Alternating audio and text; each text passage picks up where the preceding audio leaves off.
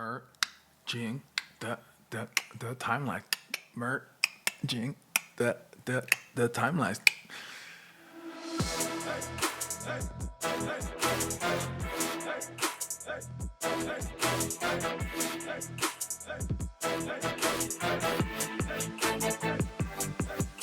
All right, we're back. We're merging the timelines. One timeline theory. What more do we got on the list?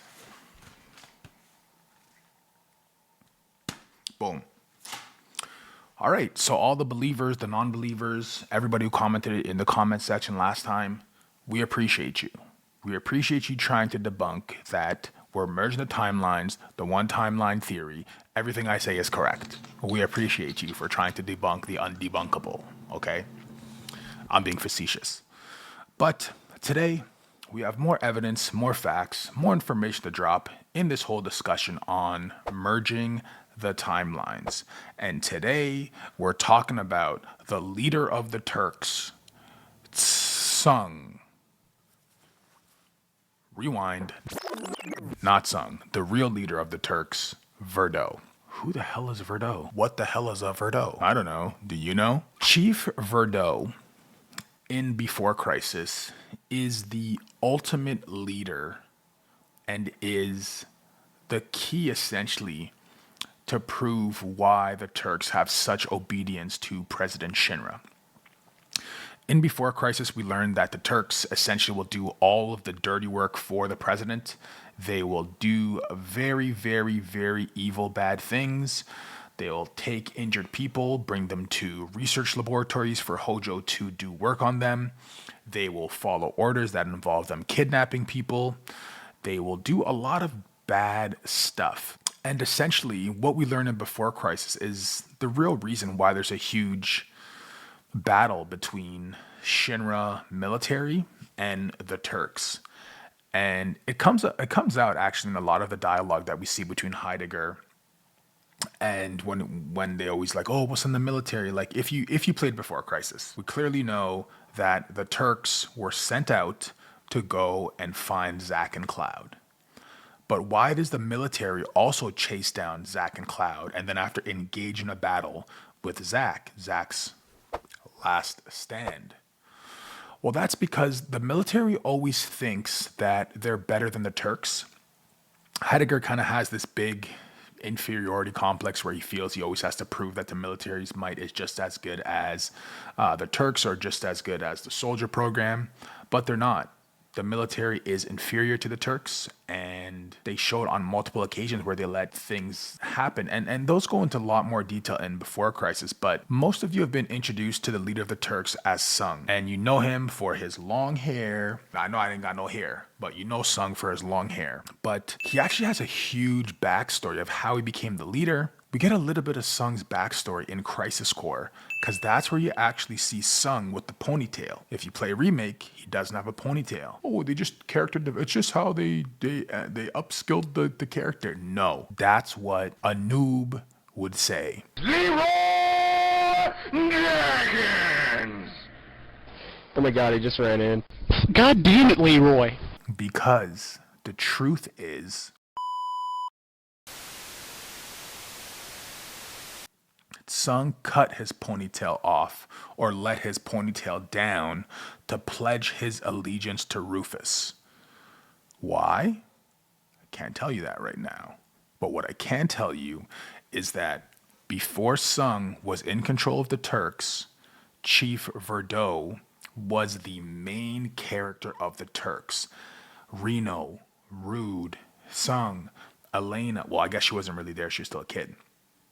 Shotgun, all of them pledged allegiance to this guy. He was, what you don't know, he was actually experimented on by Professor Hojo. Of course he was. By the demonic Professor Hojo, the #1 villain of Final Fantasy VII. And how it all happened is actually very interesting and is revealed in Final Fantasy VII Rebirth. I know I did my last video, oh, merge the timelines, that's only information from Before Crisis and Remake. No, it's in Rebirth also. It's in Rebirth also. Oh, now it's just, is it connecting yet for everybody? Is it connecting yet for everybody? Behold, the true nature of reality. There's an interesting character in Final Fantasy VII Rebirth, and his name is Broden. What do we find out about Broden, the innkeeper in Kalm? You find out through one of the first missions we do to go get some materials that he's an ex-soldier. Well, turned out he was a natural-born trooper. Was even handpicked to take part in a super-secret experiment. It wasn't long after that we lost contact. I was a company grunt years ago. But when my parents died, I got out to take care of the family business. Been running the place ever since. A Mako-infused soldier. What is this terrible scent? It's reminiscent of Hojo's lab. A Jenova-infused soldier. You're a soldier too, aren't you? Ex-soldier, actually. Didn't mean to scare you. The symptoms aren't always the same. And who knows? You might be one of the lucky ones. Tell me, at any rate. Whatever they did to him, though, has something to do with his condition. Who has the same headaches as Cloud. It's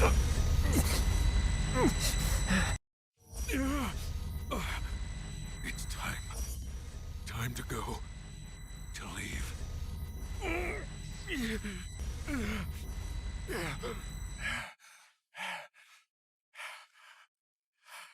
Who has the same headaches as Sephiroth.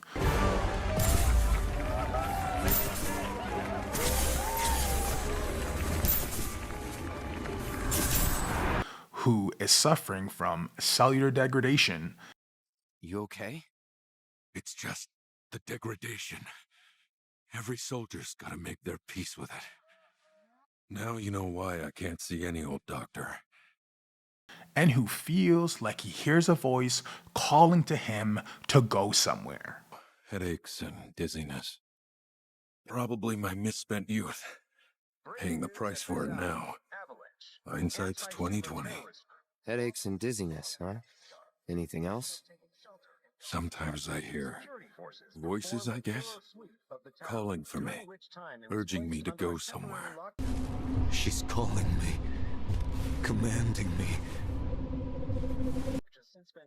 Sounds pretty crazy, saying it aloud.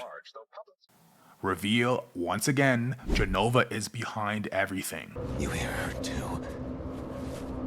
Time's running out. She's calling me, commanding me. Not Sephiroth, not Hojo. Jenova controls Hojo, Jenova controls Sephiroth. Once again, once and for all. Again, I know this is not a video about that. Just so you know. Broden suffers from cellular degradation. And when Cloud's speaking to him in Kalm, he says something very interesting. That if you never played before Crisis, this is brand new information for you. Broden says something along the line, I'm paraphrasing, but Broden says, my old hometown and blah, blah, blah, blah, blah about Kalm. And then Cloud says, aren't we in Kalm? And then Broden reveals, no, this is not the real Kalm. I'll spare you the grisly details. And just say they stole my life from me, my family, my home. But I thought Kalm was your home. Not anymore. This isn't the Kalm I grew up in. My Kalm was destroyed by Shinra. And this? A soulless imitation. Shinra bombed the original Kalm and remade this fake wannabe version of Kalm. Now, where else do we hear that exact same story? And what actually adds a lot of additional information to that story that we don't get just from Broden? Well, in Before Crisis, we actually learned that Verdot was the person who gave the order to destroy Kalm. But whoa, why would the chief of the Turks, why would he just bomb his hometown? Well, here's the thing. He was calling in a bomb strike to Shinra military, and the connection got mixed up. So when he was like, you need to bomb 50 kilometers away from Kalm. The middle part, 50 kilometers away from, didn't get through. So the people, the military, who's always making mistakes, which is why there's beef between the Turks and the military, Heidegger and Verdot, the military got it and said, oh, we need to bomb Kalm. And they said, fire in the hole. And blew up the entire village. The entire village. And Verdot survived. And there were some other survivors. And what do you think they did with their survivors? What does Shinra typically do with survivors? They offer them over to Professor Hojo. What does he do? He experiments on them. And what we actually find out in Before Crisis is he made 2 experiments with members of Kalm. 2 relatively successful.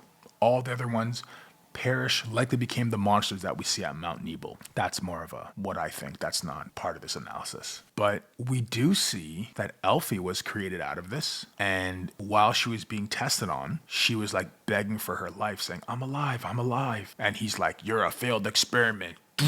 Shuts the freaking hatch on her. And we know through Before Crisis that she has the necessary materials to be able to summon Zirconiate. That doesn't matter. Forget all that. Doesn't matter for this video. What does matter is this, is that very specifically what Hojo was trying to do at that point in time. So think, these people would have been after Hojo created Sephiroth, okay? So showing that the transfer of Jenova's, all of her possibilities and strengths wasn't perfected with Sephiroth because Hojo was still trying to perfect this.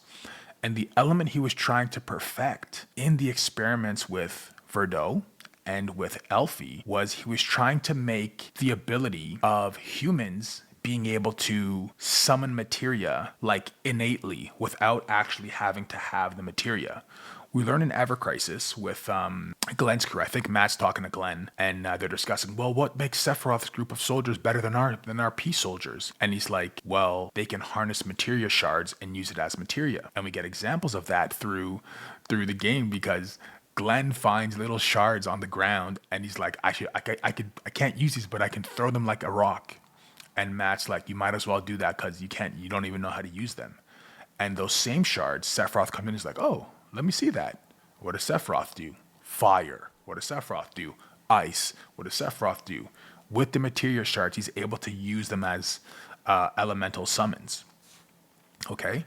So at this point in time, the next evolution of Sephiroth is not having to need those materia shards to be able to use materia. So Hojo's experiments are deemed a failure, but what he discovers through that experiment is that you can put materia in an armband or in a part of your body that allows you to use it. So that's why Verdot is infused with a freaking fake Thanos gauntlet hand where he can use materia, and that's why Verdot is super powerful. That's why Elfie is able to one-on-one Sephiroth.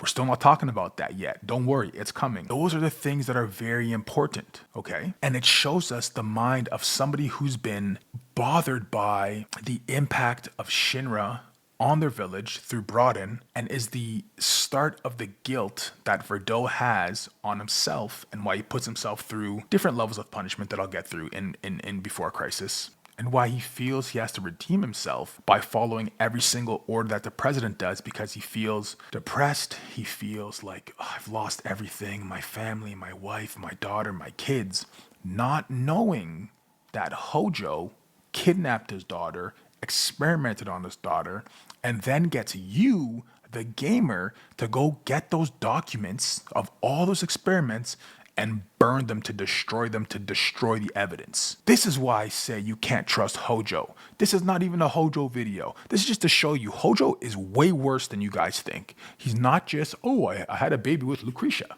No, Hojo is the devil. That's who Hojo is.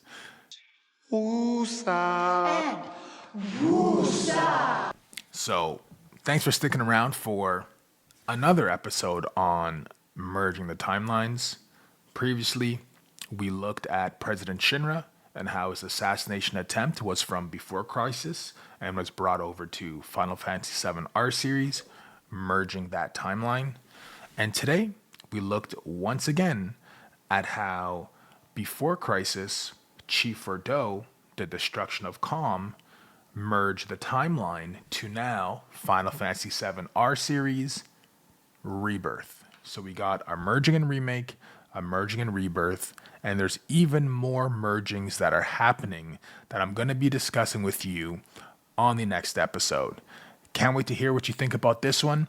Do you think that the Kalm and that what Broden's talking about is not related to what Chief Verdot is saying? Do you think that the destruction and the burning down of the villages is part of Verdot's story, is part of Broden's story? Let me know what you think. Am I onto something? Am I not onto something? That's two things now. I'm not onto something once, I'm not onto something twice. Let's try a third time and see what you think about that one. Take care, and I'll catch you in the next video.